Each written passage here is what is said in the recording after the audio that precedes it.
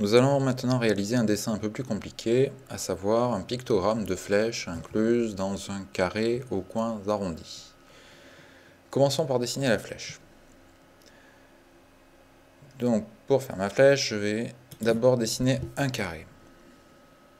Donc on rappelle la touche CTRL pour avoir un ratio de 1 pour 1. Maintenant, je prends l'outil sélection et je vais activer les flèches de rotation. Pour cela, avec l'outil sélection, une fois que mon objet est sélectionné, il suffit que je clique une deuxième fois et vous voyez apparaître les flèches de rotation. J'appuie sur la touche CTRL pour contraindre l'angle de rotation. Le but étant de faire une rotation à 45 degrés. Donc la touche CTRL me permet de tourner par palier de 15 degrés.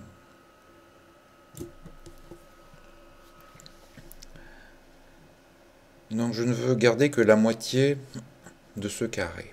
Je vais donc tracer un autre rectangle par-dessus, comme ceci, et faire une différence de ces deux éléments.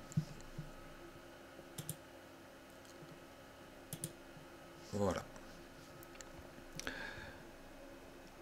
Maintenant, je vais faire la queue de la flèche.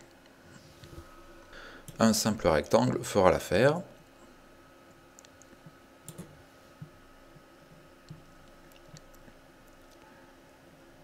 Si je veux être précis, il faudrait que ce rectangle soit parfaitement au milieu de la pointe de la flèche.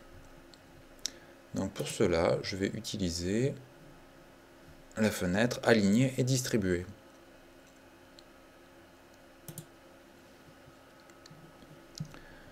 Je sélectionne mes deux éléments et je vais les centrer selon un axe horizontal, tout simplement.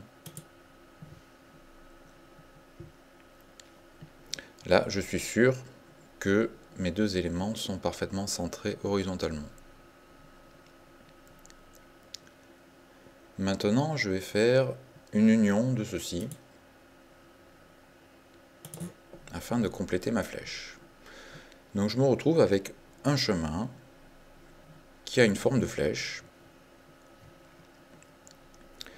Il ne me reste plus qu'à dessiner un carré, donc le fameux carré englobant de la flèche. J'utilise encore la touche CTRL. Je vais arrondir les coins. Et maintenant, je vais me servir de la flèche, qui est ici, pour découper ce carré.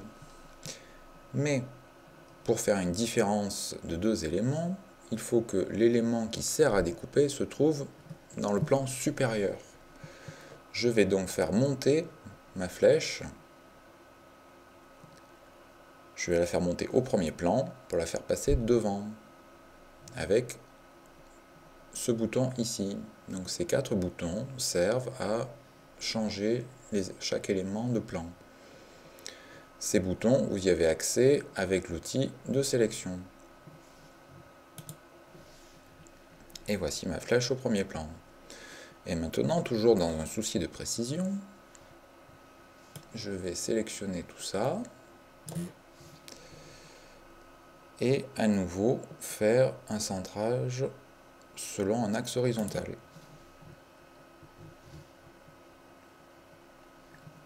Maintenant, il ne me reste plus qu'à faire une différence. Et voici mon pictogramme d'un seul tenant, un seul chemin de 15 nœuds, dont je peux changer la couleur